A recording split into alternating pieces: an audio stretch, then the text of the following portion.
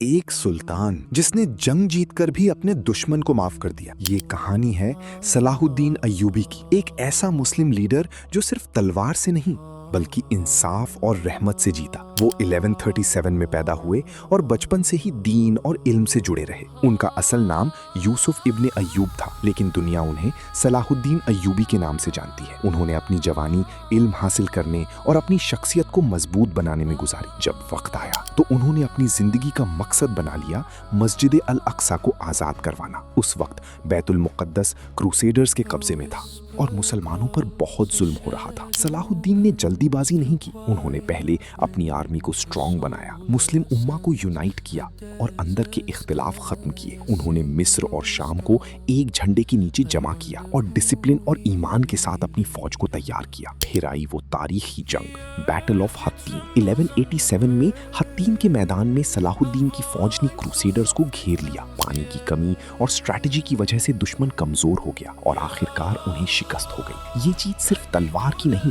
بلکہ ایمان، صبر اور یونٹی کی جیت تھی۔ اس جیت کے بعد پورا راستہ جیروسلم کی طرف کھل گیا۔ جب صلاح الدین جیروسلم کے قریب پہنچے تو شہر کے لوگوں کے دلوں میں خوف تھا۔ انہیں لگتا تھا کہ اب وہی ہوگا جو پہلے ہوا تھا جب کروسیڈرز نے شہر جیت کر خون بہایا تھا۔ لیکن صلاح الدین نے ایک مختلف تاریخ لکھی۔ جب وہ شہر میں داخل ہوئے تو انہوں نے اعلان کیا کہ کسی کو نقصان نہیں پہنچایا جائے گا، نہ کوئی زبردستی ہوگی، نہ خون بہایا جائے گا۔ انہوں نے کرسچن اور دوسرے لوگوں کو امن دیا اور جو لوگ غریب تھے ان کی فدیہ اپنے خرچے سے ادا کی تاکہ وہ آزاد ہو سکیں۔ روایت میں آتا ہے کہ انہوں نے اپنے سب سے بڑے دشمنوں کے ساتھ بھی عزت کا برتاؤ کیا۔ جب کچھ لوگ بیمار یا کمزور تھے تو انہوں نے ان کے لیے علاج اور مدد کا انتظام بھی کیا۔ یہ صرف ایک جیت نہیں تھی، یہ ایک مثال تھی کہ اصلی قوت انسانیت اور رحمت میں ہوتی ہے۔ صلاح الدین صرف ایک جنگجو نہیں تھے بلکہ ایک ایسے لیڈر تھے جو رات کو اٹھ کر عبادت کرتے تھے اور دن میں لوگوں کی خدمت کرتے تھے۔ ان کی زندگی سادگی سے بھری تھی۔ جب وہ وفات پا گئے